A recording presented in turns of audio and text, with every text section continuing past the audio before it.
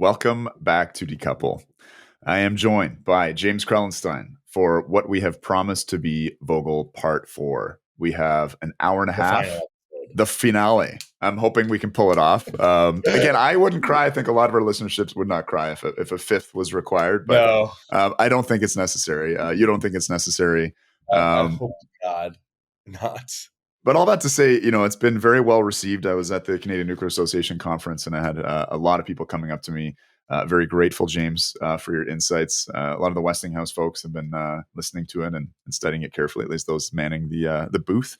It's for that kind of, we have a much broader audience that taps in on the more sort of general energy content. It does narrow down on Vogtle Part 3, and it will probably narrow down further on Vogtle Part 4. But for those diehard listeners, I feel a special obligation to make this content for the niche Westinghouse fans. Yes. Project managers. Okay. Anyway, so James, I have a few things, obviously, I want to talk about. I understand you've been collecting some data on some of the Chinese cap builds and seeing some positive things there in terms of things moving quicker, schedules advancing more rapidly. I was just looking at a couple articles, and to be honest, they didn't seem to be terribly high quality, but looking at positive and the phenomenon of negative learning within nuclear. And I guess one of the big questions coming out of the difficulties at Vogtle is, will the next AP1000 be cheaper? What are sort of it seems like it can't help but be.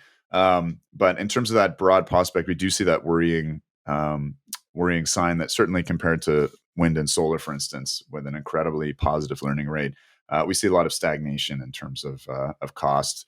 From the early days, fairly significant positive learning, maybe confounded by just going up in unit size, moving from tens of megawatts to hundreds of megawatts. But it seems like the rule tends to be either negative learning, or else, I think the Koreans are the only real outlier there in terms of bringing costs down somewhat.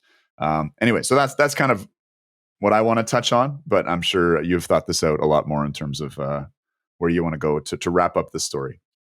Right. Yeah. So I think, there's a question of, will the next AP1000 be cheaper? And I think my perspective is it almost would be very, very hard.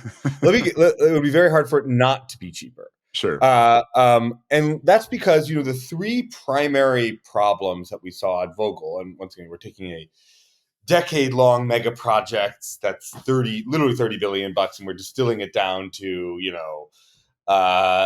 three lessons that could be said in 45 seconds. So, take it with a very large grain of salt. But an incomplete design, and once again, I as I was mentioning in the pre-call, right, like the pre-recording, the virtual green room, is that the cost. I think I was talking to an MIT student actually and we were actually just running up at MIT last week, who actually is a big fan of Decouple. And we're just running through the license amendment requests, those 188, 189 license amendment requests on Vogtle and on Summer. And, one of the incomplete design was just driving so many delays, so many needs to go back to the NRC on the standardized design, that it really started to, it was a massive, massive driver of project costs and project schedule overrun. And when you're talking about a nuclear power plant where literally because of interest and financing costs, we're talking about a single day of delay is $1 million in excess cost, roughly speaking. That's a huge, huge factor. And we just can't not have a incomplete design. Now, so that's the first thing. We have a design that is complete, that is operating, and that is licensed by the U.S. Nuclear Regulatory Commission. Now, the caveat to that lesson is what's going on over in our European friends, right?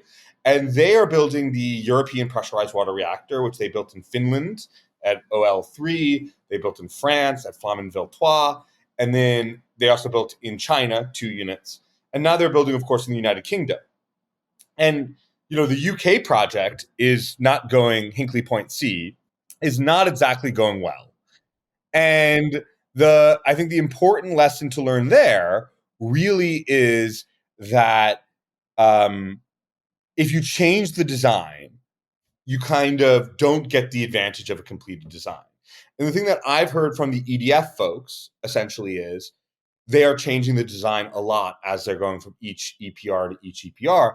And we have even further design evolution now with Macron and EDF announcing the EPR2, right? An evolution of that EPR design. So once again, we have a complete design at Vogtle, obviously, that's operating, that's producing now both units. I mean, 4 is still in commissioning, but we saw it go up to 100% power just last week. We have Vogtle 3 in commercial operation, operating really, really well. So the critical question that we need to ask is, are we going to make sure that we keep that design stable? And if we do, then we really have an opportunity to reap the advantage of it. The second thing, of course, was the supply chain, right? That the supply chain broke down on Vogtle 3 and Vogtle 4 mid-build, right? The question is that supply chain robust enough right now that it won't break down, obviously, again during the build? But even as a second corollary, can we glom up enough orders for AP1000s outside of China so that the suppliers of those modules in that supply chain are properly incentivized to invest the labor and capital into making sure that that supply chain can deliver these modules on time and on budget? And then the third thing was just the general rustiness that we had in the United States' sort of labor force and skilled labor and manual labor in building a nuclear power plant. We haven't, obviously, the last nuclear power plant before Vogtle 3 and Summer 2 that started was Sharon Harris, unit number 1, I believe in North Carolina. I think I went up confused with North Carolina and South Carolina. And Sharon Harris started in 1978. Started nuclear construction in 1978. So I think that a really big question that we need to ask here is, we had this massive pause.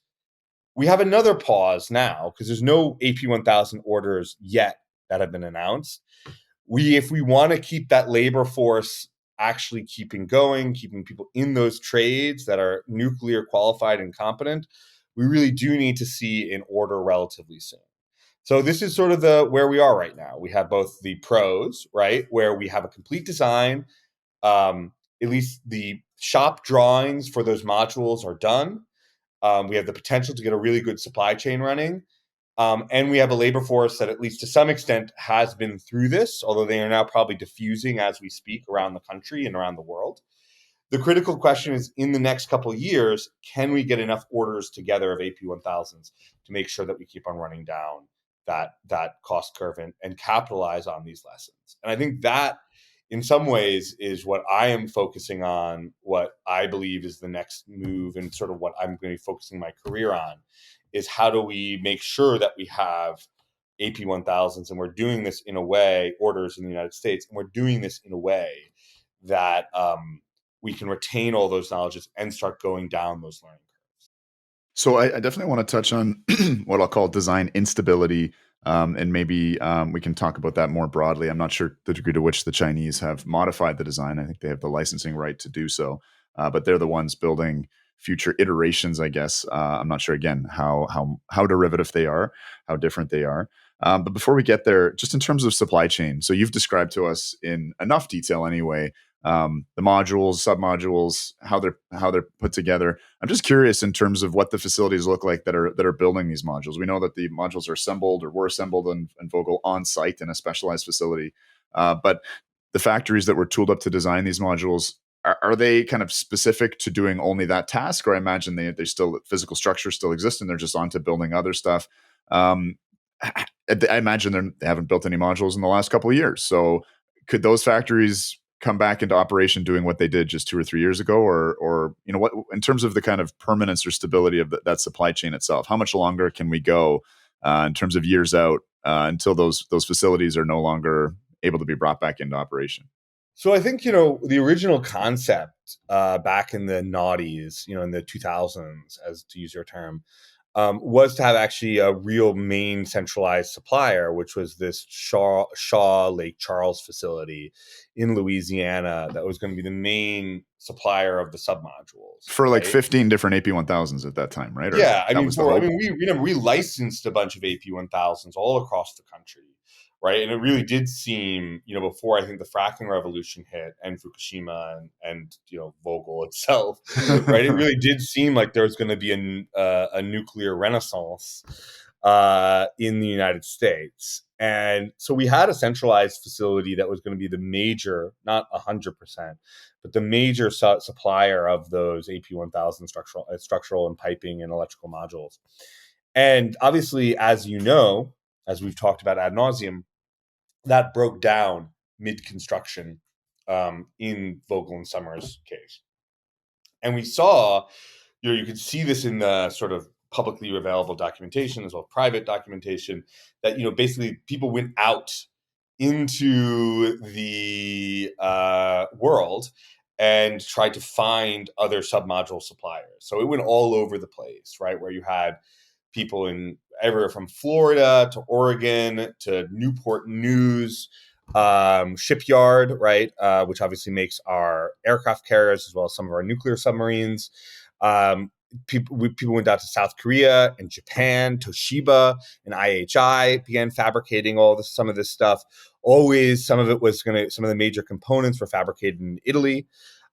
So we really did see what was originally a global but somewhat centralized supply chain. We started to just go out to various ASME NSTAMP qualified suppliers all over the world, kind of in a last-ditch effort to save the plant. And the critical question that I think Westinghouse needs to answer now much more is, what is the state of the supply chain? And is it really tooled up to be able to not have that experience happen again? Right.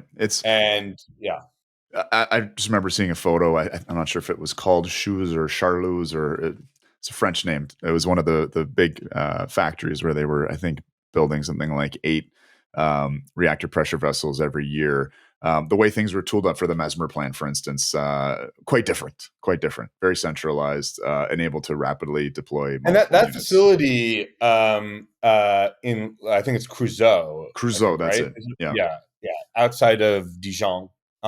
It's still there actually, and it's still, if you look at where like the EPR steam generators come from, it is there. And I believe major components of the reactor pressure vessel for the EPRs are still assembled there.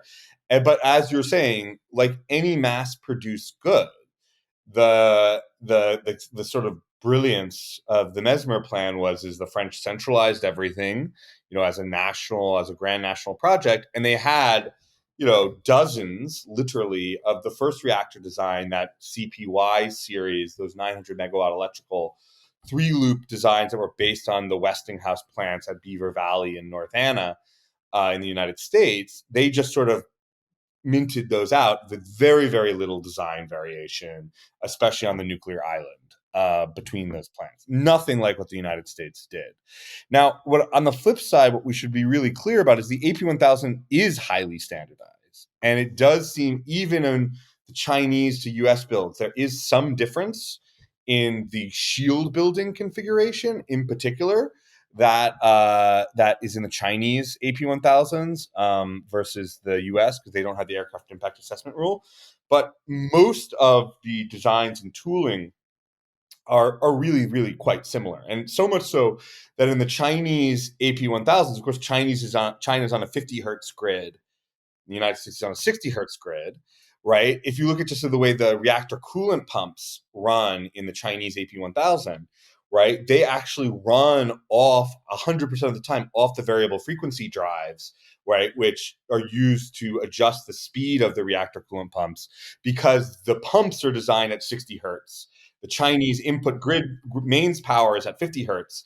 So they need to basically up the frequency up through the VFDs, where in the United States they just bypass and go directly at full power to the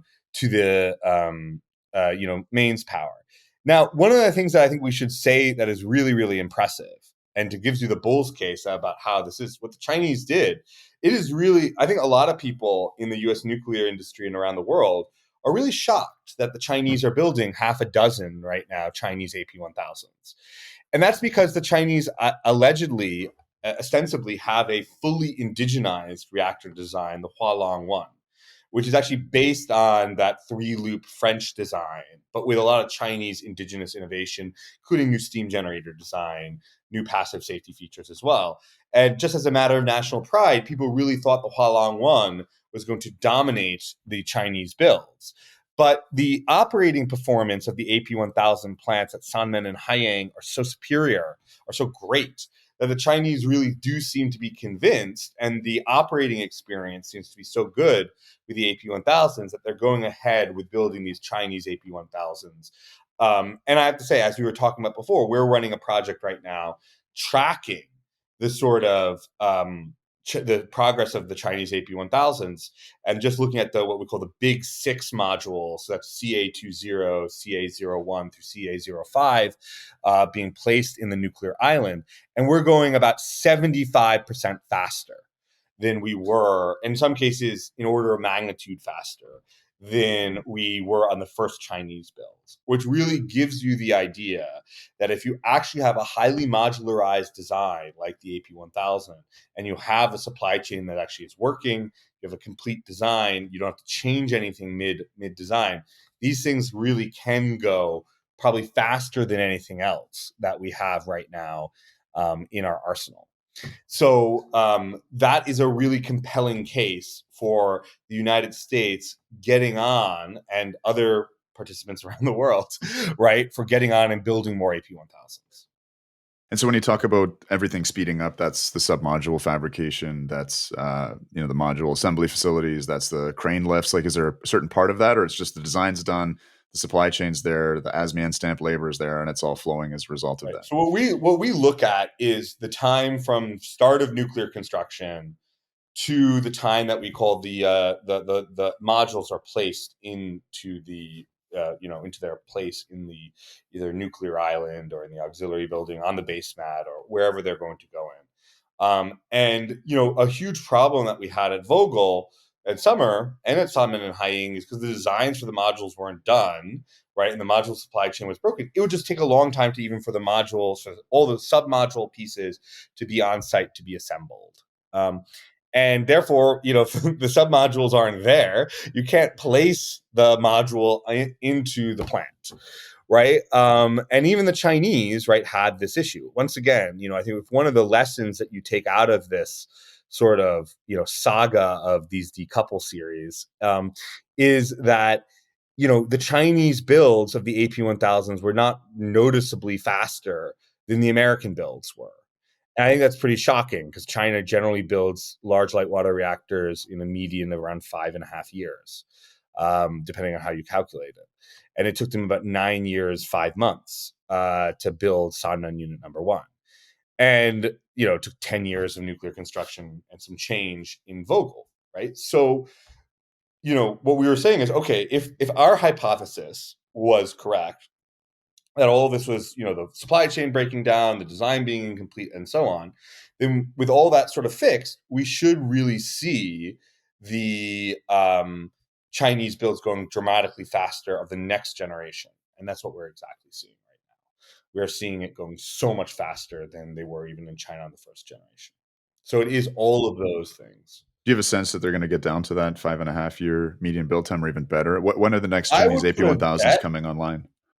I would be putting on a bet that, and famous mistake, but that the Chinese AP1000s may be the fastest builds in China, and maybe it even brings it beats the Can-Do builds in the 90s, because I really do believe that the modular sort of configuration that Westinghouse did here really can allow for dramatic speed up in building, assuming all of the stuff that we talked about before is there, and that is there in China. It's not there in the United States. And one of the key problems that we have in the US right now, or even the Western world, if we want to build AP1000s, is that we can't tap in for geopolitical reasons the Chinese module supply chain.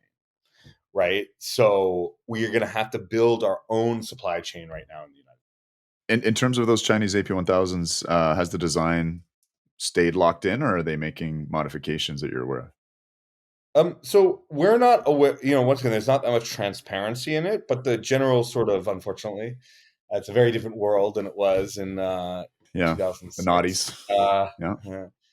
But our understanding is that it's going, that there's not that much design evolution that occurred in the Chinese AP1000 sort of base. I think what they spent a couple of years on is solidifying the design and getting that supply chain spun up.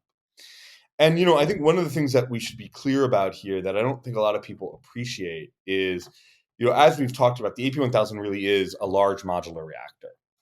And we often think that the whole way that SMRs have been pitched to a lot of us is that these things will allow more of the percentage of labor to be done in a factory versus a large modular reactor. And in fact, what sort of peer-reviewed analyses say is it's actually kind of the opposite, right? Generally, because one of the issues that we've talked about with SMRs before is that these these SMRs have so much civil works. And although you can often shrink down the nuclear island modules and the nuclear island itself, bring that all into factory, the scaling, the amount that the civil work shrinks is much lower than the amount of capacity that shrinks. So what happens is you start dominating more and more of your cost structure goes into civil works, such that if you take a new scale plant, right, the new scale power modules in a new scale plant cost less than 10% of the overnight cost of a new scale power plant,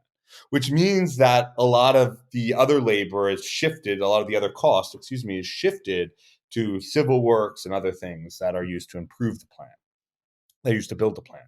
As a result, what you see is when you look at analyses, and once again, we're relying on Robbie Stewart's work at Cruz Shervin's lab for the nuclear cost estimation tooling. What you really do see here is that in a BWX 300 or an AP 300 or a new scale plant, more of the percentage of the overall cost of the plant is on site work than on off site work than it compared to an AP1000, which is sort of counterintuitive to what I think a lot of what we've been sold on with SMRs. Now, the way I like to think about this is that the microreactors are probably going to still have the highest percentage if they ever get built and approved.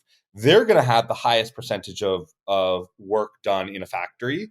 Then you sort of go into a valley, right, as you get down to the AP300, BWX 300, and you come back up to the AP1000s in terms of percentage of work that's done in a factory versus done at the site. And so that is, I think, another reason why we're really trying to think a lot long and hard about consolidating on a single design and trying to focus on deploying half a dozen or a dozen reactors. Right. And I think your airplane and airports analogy was quite fitting there. So with the SMRs, you are making and servicing smaller aircraft, but the size of the airport is not certainly it doesn't disappear. The airport is still there, and it's not decreasing as significantly. So it actually becomes more of the actual cost. You certainly hear that a lot in circles, like we're going to get rid of the airport. We're just focusing on, trying to move to a model of fabrication. So I think the question, not like Boeing does, but like Airbus does, I guess. Can't bring up the B word. I think our model, obviously, for the next AP1000, we're modeling on the 737 Max is sort of our no, but so going back a little bit though to sort of, I think what we're talking about here is, with Vogtle 4 and Vogtle 3 is that, anecdotally, we're seeing 30 or 40% cost reductions roughly between Vogtle 3 and Vogtle 4. Okay. And although a lot of people are pretty shocked by that, that's actually, there's a very famous paper by Jessica Levering and Ted Nordhaus that really is arguing there's not really, except for South Korea, there really hasn't been a big learning curve that you were referencing in the United States or even around the world in nuclear deployment. And I think that sort of is kind of missing the forest for the trees in some ways.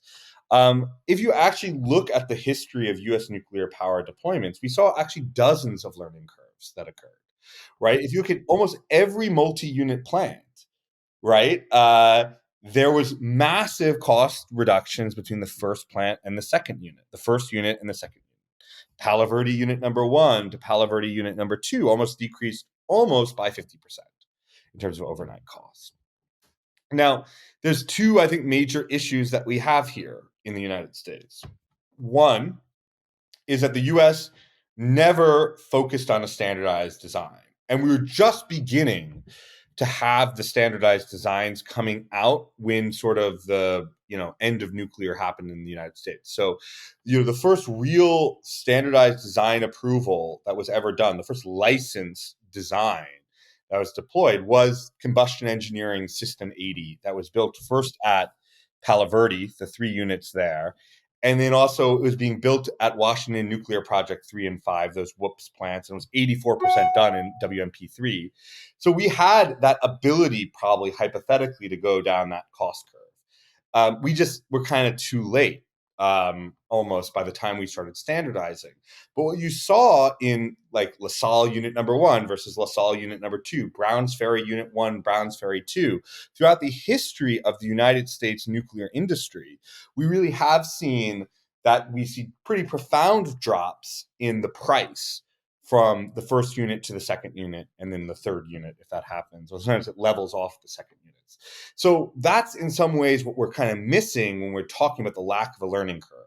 There's structural issues in the United States that preclude us from being able to systematically deploy that over and over and over again. And the utility model, the sort of fragmented utility model in particular that the United States utilized for building generation in the regulated utility era in particular was causal here, as well as the fact that the designs were very non-standardized. And once again, we've talked about this, but this is really important as we go back to the topic of this episode, which is Vogtle 4 and Vogtle 3, to understand that in the United States previous to Vogtle, and the AP1000 and ABWR plants, it wasn't just that you had GE and Westinghouse and Combustion and Babcock's building different nuclear islands, maybe even different models within that product line, but that the architects and engineers who were designing not only the balance of plant, but also a lot of the critical architecture of the safety systems that support the nuclear island, or even ancillary systems like CV, like chemical volume and charging systems.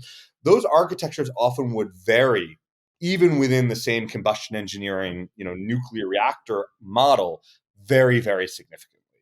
And so you got this real heterogeneity in the reactor design. So that also precluded us from going down the learning curve. And the AP1000 is really a different case where we have a totally standardized nuclear island, balance of plant, and architecture that hypothetically can be copied and pasted, for lack of a better term, into different sites, assuming that it can conform with, say, seismic criteria at the site. Obviously, there's going to be still obviously circulating water design and other aspects, but one of the things that we have focused a lot on is looking at the licensed AP1000s that were licensed in the United States. There's a lot of them.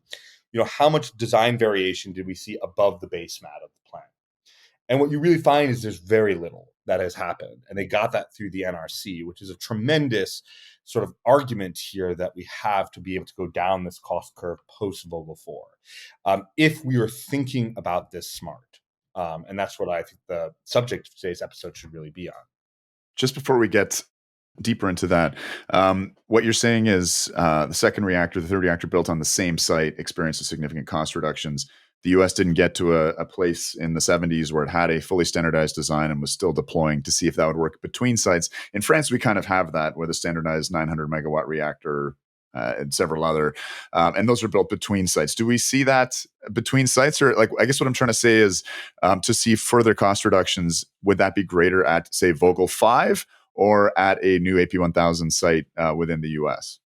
So I think you bring up the excellent point, right? And I think your colleague Chris Adlam has frequently correctly pointed out that unlike our maple syrup soaked brethren in Canada, you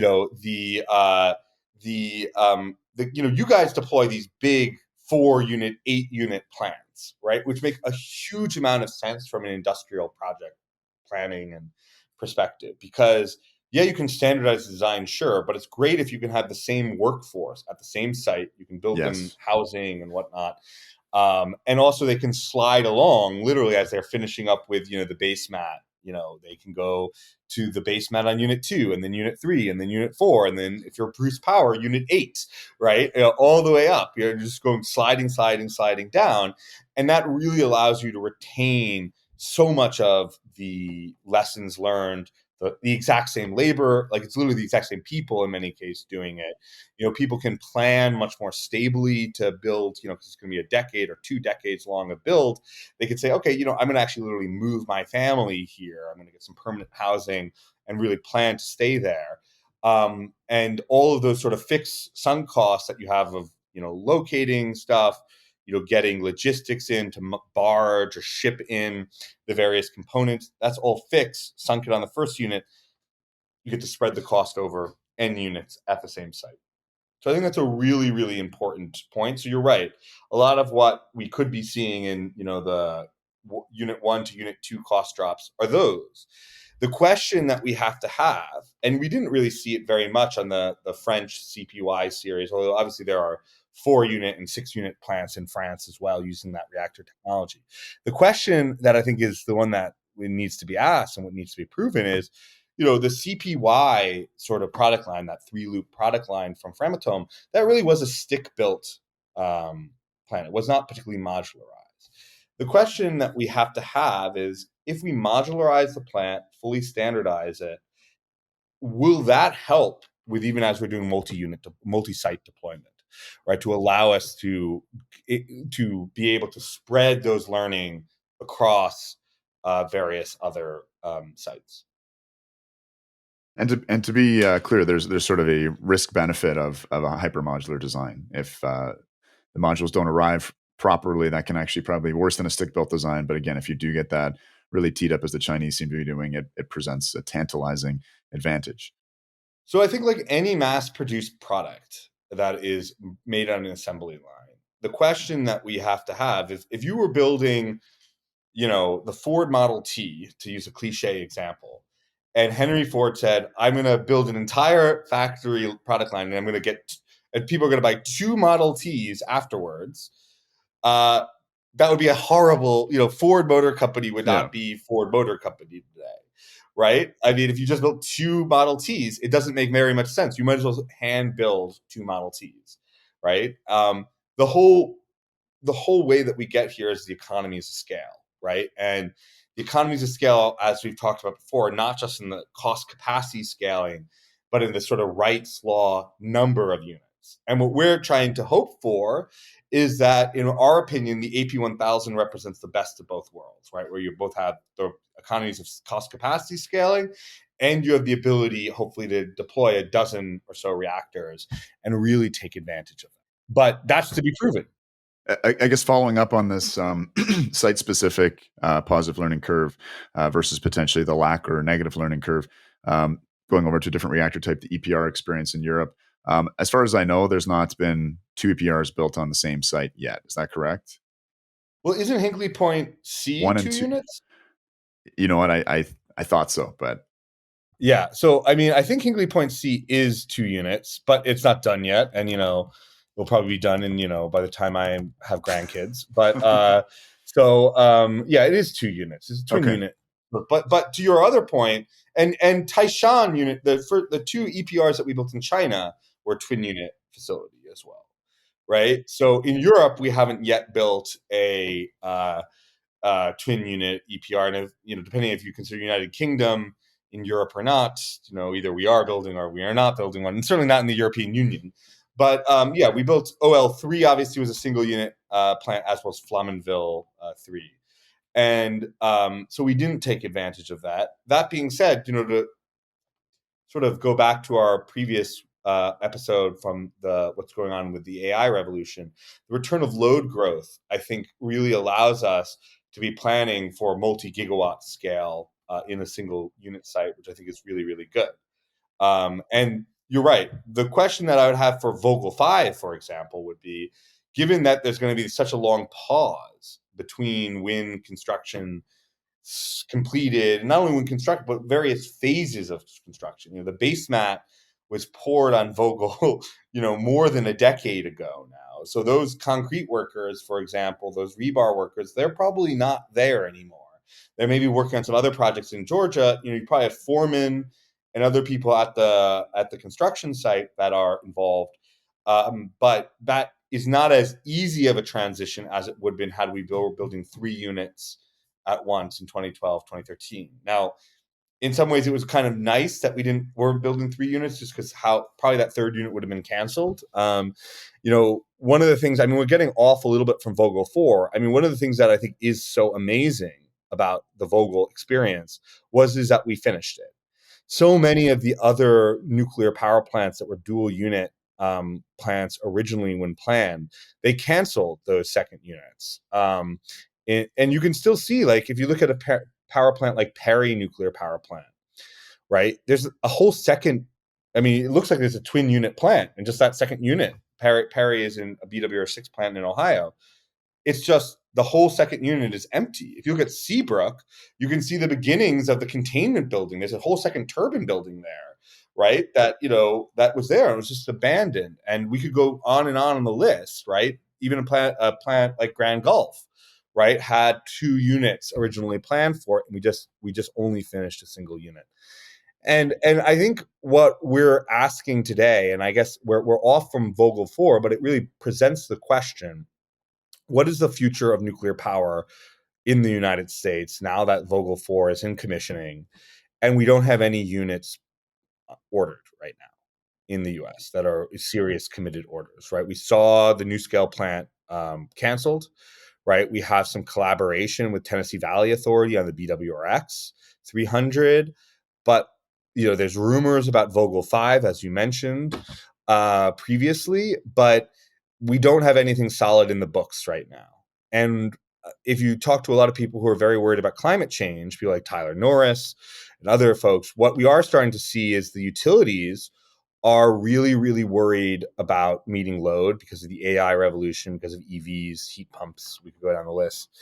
And how are we going to make a compelling case, and maybe this should be the focus of this episode, at the end of Vogtle, about how we're going to make sure that there's a new nuclear power plant ordered in the United States now, and maybe ideally half a dozen nuclear plants in the U.S. And the critical question I would like to ask and discuss is: should that be one design, or should that be 6 designs? I have a feeling you have a strong opinion on that matter. I do, but other people have strong opinions on the other side. Absolutely. Well, let's try and assess the merits of either side there. Just as this is almost gossip, but Jigar Shah on, I'm not sure if it was Dr. Volts or another podcast he was on, did mention that there are 3 utilities in the U.S. that had previously been eyeing SMRs that are looking at AP1000s as being lower risk. Yeah, it's great that the LPO has gotten religion now and has recognized, SMRs are not, a lot of people in the community who have been speaking, I think, I think it's been a transition for LPO a little bit to understand the upside, the advantages and disadvantages of SMRs. And once again, the question that I think all of us need to be asking here is, in the case, when LPO is putting out a report saying we need 200 gigawatts to 500 gigawatts of new firm capacity in the United States to meet the Biden administration's decarbonization goals. And the Biden administration is itching to get a nuclear project started in the U.S. We obviously saw them save Palisades. They're looking at other plants that just recently shut down to really help support.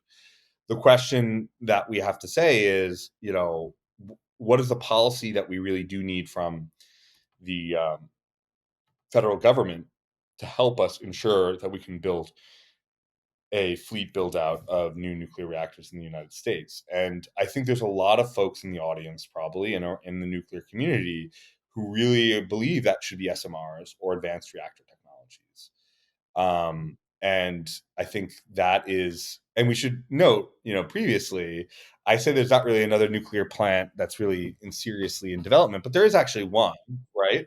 There's TerraPower's project, which is a liquid sodium fast breeder reactor in Wyoming, that just filed a construction permit, docketed a construction permit with the NRC, and is beginning the Part 50 process for that plant. So there's one. I think there's a lot of people, even within TerraPower, well, not within TerraPower, but around TerraPower, that I think are wondering how the economics of that plant design is going to shake out. And we've never even no one who's ever built liquid sodium reactors has been able to get them to be competitive with light water reactors. Right. And even the Ruskies, yeah. even the Russians say maybe at 1,200 megawatts they'll break even. They've built 350, 600 megawatts, 800 megawatts electrical, but they paused development of their 1,200 megawatt plant at Belarus and are redesigning it.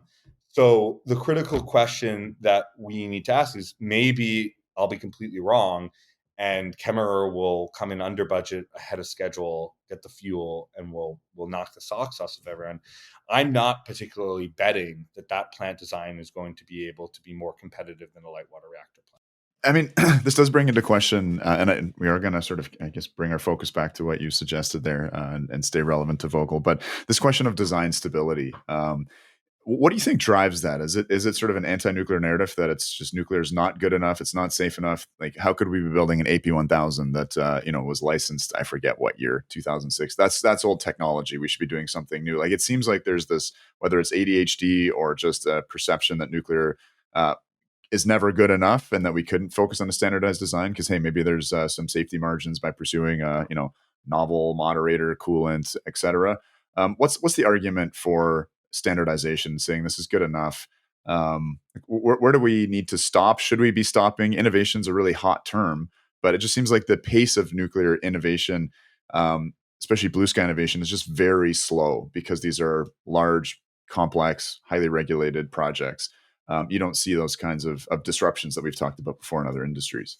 One aspect of this has been historically regulatory, right? That under the previous, now we, not to get into too much NRC regulatory arcana, so glad you have the self-awareness there, James, but yes, proceed. Yeah, so let's try to keep this before I lose everyone. But the process upon which AP1000s are regulated, which is this one-step licensing process called Part 52, didn't come into force until 1987, 1988. And so previously, with the exception of a couple of plants like Palo Verde and the SNUPS plants at Wolf Creek and Callaway, there basically was each plant was there were some cloned plants, I think McGuire and Catawba might have used this approach, as well as some of the Illinois plants, Byron maybe. So previous to this, really, every time you went to the regulator wasn't necessarily bound by what they previously had said. So often, sorry, I don't know what that is. I think this is some Mac OS X. Anyway, so previously, sorry, there's fireworks for the listeners. Yeah, we got some fireworks. For the listeners, there's just fireworks that just my computer decided to add to to highlight how exciting this NRC regulatory segment is. So there wasn't really a standardized design process. Just to put it simply, you'd go file a construction permit, file an FSAR, an operating license, application, and each time the NRC could say, even though they had approved this at a previous plant, didn't mean that it was able to be regulated again and without some modification. And the argument that the Europeans give, in particular on the EPRs, is that local building fire codes, for example, at the finish at Olkiluoto 3, required a huge amount of modification to the EPR design just so that it has the most doors and the most number of types of doors of any building, maybe in Finland or maybe in the world, because they had this Finnish requirement that fire building code that you had to basically add doors to each room within the EPR. Of different types. And this is what's going to lure. But, the lack of a standardized design approach that was designed for standardization really did make each plant require to be a bespoke one of a kind. We really have gone a huge amount from that. First, the NRC, started in the 70s, in the mid 70s, introducing two processes called Appendix O and Appendix N, which allowed us to standardize designs, license those designs, and reference a final design approval in the FSAR. And that's what Palo Verde used, Appendix O. Wolf Creek and Callaway used Appendix N. So that's the first part. And then we had it really become super standardized in 1987 with the introduction of Part 52 and design certifications, which basically made the design part of the regulatory code. There's literally an appendix to Part 52, which describes the AP 1000 design control. And then we allowed that to be a standardized process. And as I noted, that allowed these multiple COLs that were issued at around the country for new AP 1000s to be a really standardized design without regulatory interference causing design variation. Now, the corollary to that is we saw at Vogtle 188 license amendment requests, changing that license design license. The question is if you built a new one, what proportion of those license amendments would have to be reintegrated into the operating license FSAR that you would be applying for and building when you're building a new AP 1000. So that's the first thing.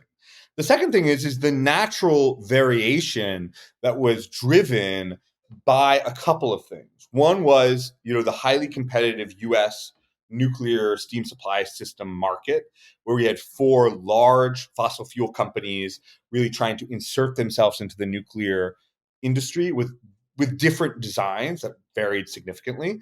And then you had each utility hiring their own architect and engineer that were building their own turbine island and ancillary systems. So the system really became bespoke there. The question that everyone needs to ask themselves now is if we're building more reactors and you're a utility or a customer or an off-taker or a developer, what approach are you going to take? Are you going to demand variations so that the sort of power plant is built the way that you want to build power plants?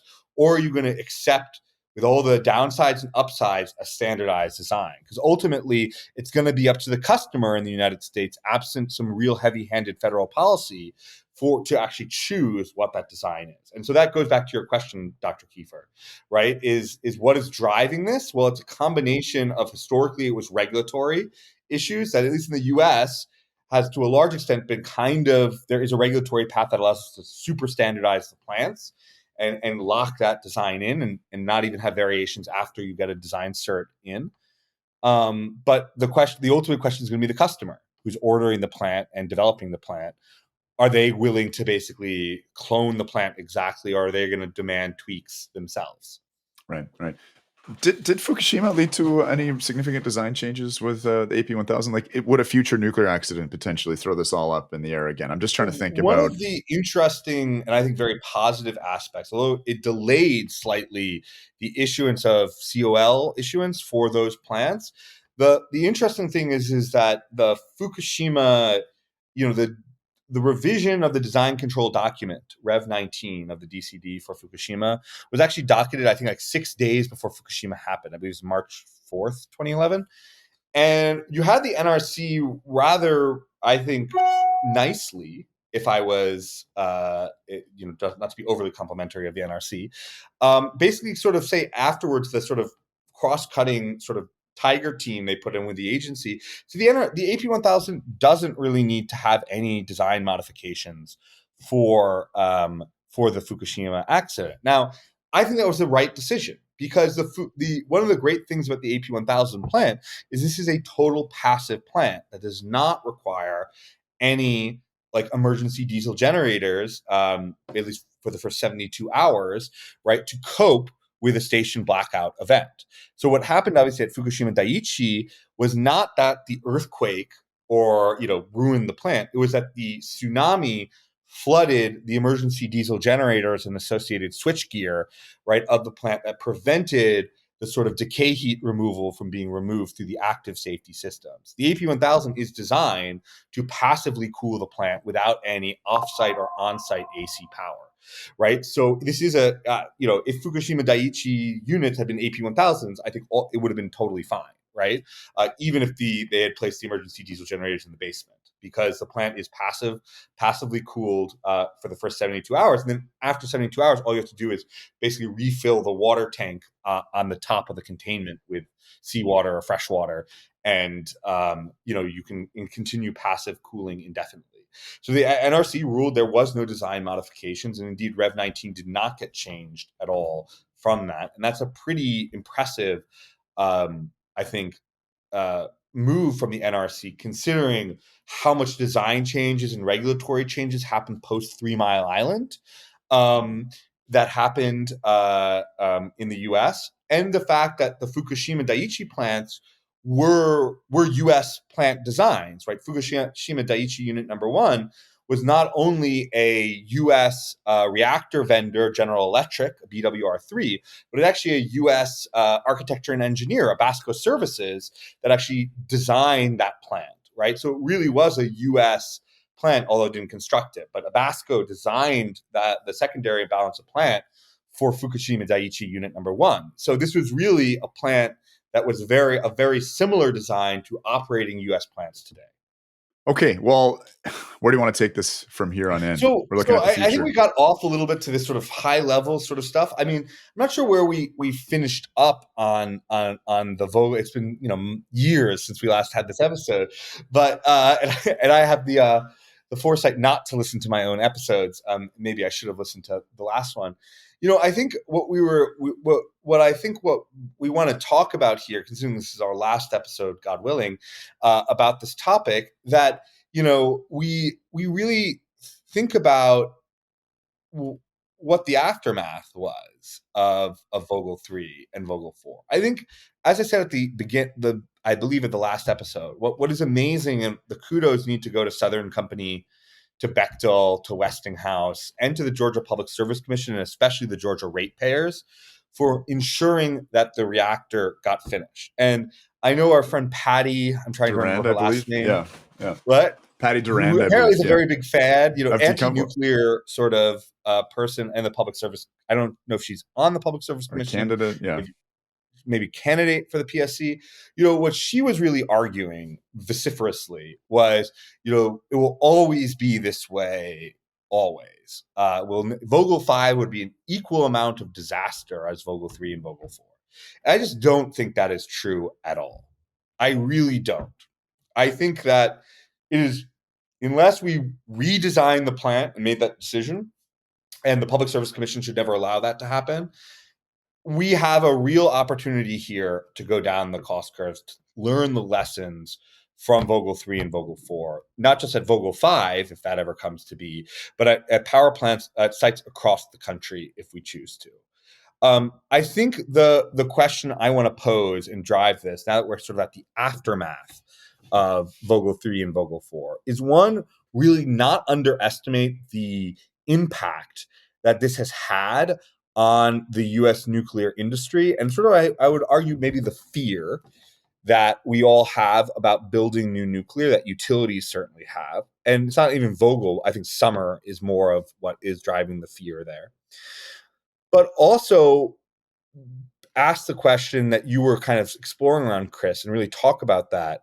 Well, what does the role of innovation have here? And in my mind, the biggest mistake we could do is try to build 6 new designs in the US and have 6, and maybe if there are SMRs, mini Vogtles occur, right? Where those designs really go through all the learning curve problems that we've had. And I want to just ask ourselves as nuclear advocates, it's very unlike the United States to decide on a single design. That is not who we like to think of ourselves as. We're free marketers. We're buccaneers, right? We want to have this sort of we're contrarians. We want to have our nuclear power plant design. But what I'm worried about is we need to understand that comes with costs. It comes with costs, Chris, to be doing multiple reactor designs at once. And certainly that are first of a kind reactor designs.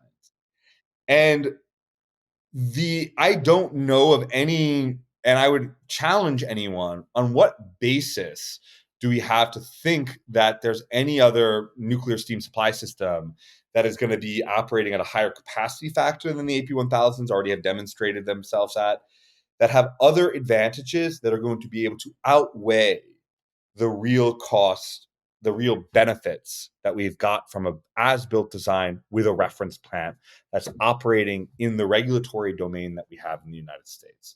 That is the compelling question I would ask. And my thesis is that it is not that they're right now the step that needs to happen. The most important thing that the United States needs to do is build another AP1000 and build that thing in 7 years, right? That needs to be the focus of it. Otherwise, if we can't deliver on time and on budget, I don't know, we're going to have a real continuing more and more uphill battle. But I think the highest probability, as I've talked about, I think on multiple episodes, of us doing is learning the Vogtle episodes, making sure that the Georgia taxpayer sort of investment and ratepayer does not go to waste, and some people in Florida as well.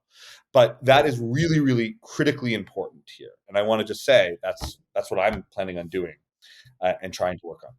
Well, I think it's interesting in terms of that kind of thought leadership, kind of like intellectual contagion of a paradigm shift. Certainly the SMR paradigm has been dominant for the last, I'd say, decade or so. Um, I've been frustrated with it because, at least in terms of the public discourse and conversation, I haven't found it adequate. I'm sure a lot of really smart people are sort of talking behind the scenes, but so far it's felt in the public domain to be largely a branding exercise. And so, in terms of my journey with Decouple, trying to understand these issues, seeing the value proposition of nuclear, seeing how often it doesn't go right in terms of construction. It goes very right in terms of operation almost all the time. But in terms of construction, that's led me towards an acceptance that economies of scale are real, that modularity is great if you can pull it off, that standardization makes a lot of sense, standardizing on really as few designs as possible if they're designs that are operating well. And that the focus in terms of innovation should really be on construction, innovations, and project management. Again, right? Yeah. So, I mean, I think that's kind of my program. I think it's starting But that's to. not, I think that's you and I. I mean, and I would even say we're friends at this point. We we I think live in this bubble. We don't live in a bubble. I don't mean to, that's but that is not a widely shared view outside of this ecosystem, or maybe it's more and more shared in the nuclear world. But one of the things that I think what we're trying to do is build a developer organization. One of the key things that needs to happen, that if you look at the signal that we've had historically in U.S. nuclear project deployments, that one of the key factors is how well the utility has been able to manage that. The problem is, where does that project management innovation, construction management innovation lie? And it's very, very hard to make the EPC, the engineer or the construction firm or even the reactor vendor, do that, because the reactor vendor wants to isolate the risk, especially in the United States, of that. They want to provide their scope and only their scope. The engineering and construction firm doesn't want to take the liability and probably wants to bill you, basically do change orders to make more money on that often. So it really often is going to come down to the development organization that's bringing all these folks together to be able to figure out how to actually build this project on time and on budget, and manage the EPC and manage the nuclear island. Just like if you were building a addition to your house. I mean, it's a limited comparison, but I mean, my house is not as big as or expensive as an AP1000. It's almost there, but the you have to manage your architect, your construction crew, your contractors, right, to make sure that everyone's working together and that all the interests are aligned. In the United States, one of the biggest problems that we've had is that historically in nuclear power, we've had no developer-based project delivery. It has been only based out of the utilities. And the utilities, because they only have so much load that they're servicing, can only build so many reactors before they've met their limit. So even at their needs. So even as we've talked about all this learning curve that we've had, the lack of a learning curve in many ways in the United States has also been structural, because we do not have a centralized organization that is deploying across the country and retaining all the lessons learned of managing a Bechtel or a Sargent Lundy or United, managing a Westinghouse, managing a General Electric, right? To be able to deploy that project on time. So we need to think about it not just in terms of standardizing the design, but literally standardizing the organization that can actually retain all these lessons and deploy it from one site in Florida to another site in Michigan, to another site in Nevada, to another site in New York, right? That hasn't historically happened because there's different utilities in each one of those things, and they're managing the construction of the plants. So we need to figure that question out as well. And I think that, if you're talking about what I'm working on, as you know, the company I'm working on is exactly, not to do too much spawn con here, is really trying to figure out, how do we build a development organization that's not Westinghouse, that's not Bechtel, that's not a utility, but more in the model of an independent power producer for nuclear projects, like what you have in the gas turbine business that has been so successful at being able to rapidly and affordably and predictably deploy combined cycle gas turbines around the world, or around the country, very predictably, on time and on budget. Right. And I was going to ask about a precedent there. And I was, thinking, grasping at straws of, EDF, for instance, during the Mesmer plan, that you would have that continuity. And obviously that's not going to happen in the States, for obvious political and institutional reasons. But you're saying within the gas industry, that's more common in terms of gas power. It absolutely happened, right? Within, if you look at most of the new generation that's happened in the deregulated power markets, it's not by, Con Edison, like I am here in New York. It's by merchant independent power producers, Calpine, Competitive Power Ventures, and so on, who have gotten really, really good at citing, about developing, about managing Siemens and General Electric in this case for combined cycle gas turbine deployment, managing the permitting process, managing the offtake of, arranging with the natural gas purveyors, managing the transmission. We really do need to see that happen in the nuclear space, no matter which reactor technology, by the way, we deploy, because what you see is the real successful nuclear power plants that have been deployed historically really, really are done by the utilities that have done this, have built 4 reactors previously, or built a dozen coal power plants in the case of like Arizona Public Service, and have the on-site engineering, on-site QA, on-site construction management sort of skills that's not only put together as a person, but that machine has run through this a couple of times, gets that real world experience, and retains that culturally. And that's one of the reasons why I think Southern, as a deployer of the next Vogtle plant, is a very good option, because the organization at Southern Nuclear out in Alabama really has actually gone through this, and God, they have the scars to show for it a couple of times. So, that ability to deploy another unit really is a smart idea. And I mean, I'm thinking of other organizations that are running multiple projects, like OPG's integrated project delivery. Lots of lessons certainly to learn there. When we were up at the Bruce touring together, actually, they were talking about the Bruce units, Bruce A Unit 1 and 2 refurbishments, where they just sort of handed off responsibility to Atomic Energy of Canada Limited at the time and another contractor, and a big curtain went up and lots of delays happened. But that sort of project management, getting involved, multiple entities coordinating, one team, one goal, seems to be something that is helping us succeed. That is, in my mind, the innovation that we need right now in the nuclear space. Period. End of story. Right? Is it sexy enough, though, James? Is it sexy enough? Are people interested? Is it? You know what I mean? It's more interesting to revolutionize nuclear energy and come up with a disruptive nuclear steam supply system that can answer all of nuclear's problems, where there'll be no waste and no weapons, and just beautiful clean power and rainbows. Well, I think that actually light water reactors on the proliferation part are as good as anything I've seen in resisting proliferation potential, right? No, I'm not going to go any further there. Like, I don't think no one's ever made a bomb out of a light water reactor. Yeah.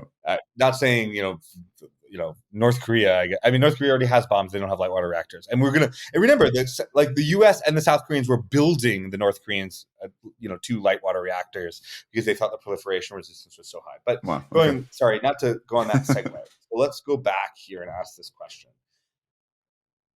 Is it sexy enough? And, I say this as someone who, as I said, as a kid, likes to have my birthday parties as an 8-year-old, 9-year-old, 10-year-old at power plants, right? And if you had told that 10-year-old boy that someone would be asking in 30 years or 20 years, sorry, I'm not that old, 20 years, oh, is it sexy enough that your power plant is sexy enough? Power plants maybe aren't sexy. And I don't know how to say this in like the famous story that happened is by neighbor, a woman, girl at the time, who was a classmate of mine. We'd had this tour with not of a nuclear plant, because it's very hard to get into nuclear plants at that point, but of like the waste to energy, like refuse incinerator power plant that was like local to where I was. And she just thought power magically came out of the wall. You put up sheetrock and you put it in a power outlet. divined out of because that's a testament to not only how unsexy power plants are, but how good they are at what they're doing. Power plants work, and we hope, and the grid works. You plug in, and there's power, right? And the power is relatively affordable, and most people don't think about it at all. And power plants are they're not the sexy sports cars that they're not your Lamborghini or Ferrari. What we're hoping here are for Toyota, like literally Toyota Corollas, or I don't know, some affordable, or Ford Focuses or Model Ts, things that can deliver power reliably, cheaply, and safely, right? And that doesn't necessarily lend itself to sexiness. When I'm thinking about who I want to hook up with at a bar, I'm not thinking, can this person? Well, I mean, maybe some people are, but like sexiness is not like, is this person reliable, cheap, and affordable? Like that's just not that's not what turns me on That's personally. life partner material, but maybe Yeah, that's not gonna be life casual partner date. material, but Right.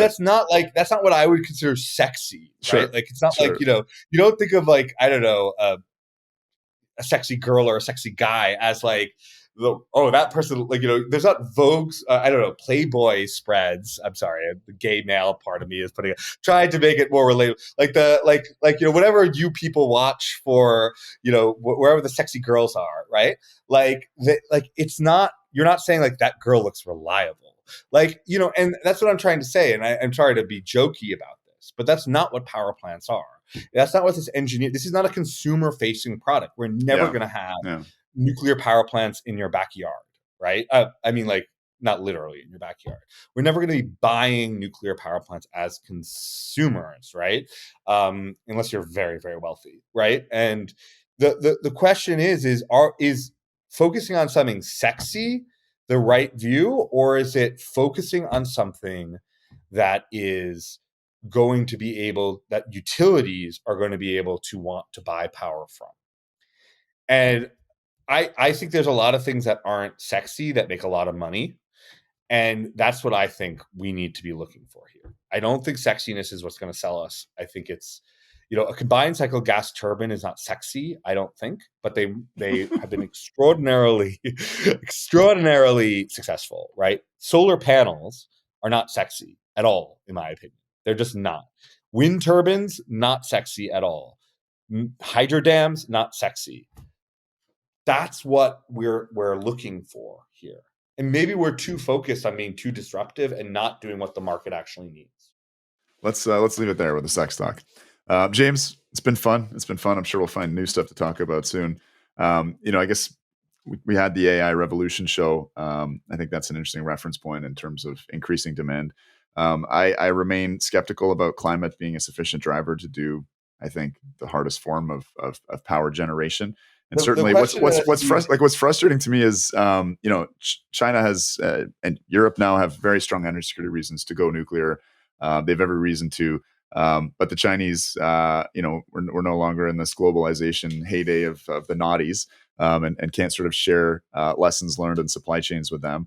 And I mean, Europe just seems like such a bloody mess right now, and it seems to be really floundering on the nuclear side. I wish them all the best. I hope new things come along. Some good news comes from there. Not that there's great news out of the U.S., but I'm just worried that there's not the actual energy security imperative to get moving on this. So I think the question, and this is a question, which is a Grist article about this, is what is going to like, how serious are Google, Amazon, Microsoft at all about decarbonization, right? Because the hardest part that I think we've talked about before is natural gas right now is at very, very cheap prices. And natural gas, that you could add some solar and wind and do, load shifting, fuel saving, whatever you want to call it.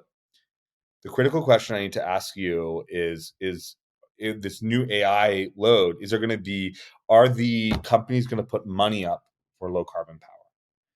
And if they are, then there's a real space for nuclear. But if they're just going to say, you know what, we're fine with building gas turbines, with a little virtue signaling on the side. Yeah. What? With a little virtue. It's going to be a really hard economic case. Now, maybe in a 10 units, 15 units, we'll be cost competitive. I believe that's possible, but it's going to be really hard on those first couple units to be cost competitive. Yeah, I'm just waiting for peak shale and prices to go up before I get too bullish. But that's the cynic in me. That could be 100 years from now. I know, I'm aware. So I mean, when you're when I'm dead, peak shale might be 100 years from now. I don't think we can bet on that. Okay, James, we're drifting. We'll talk again soon.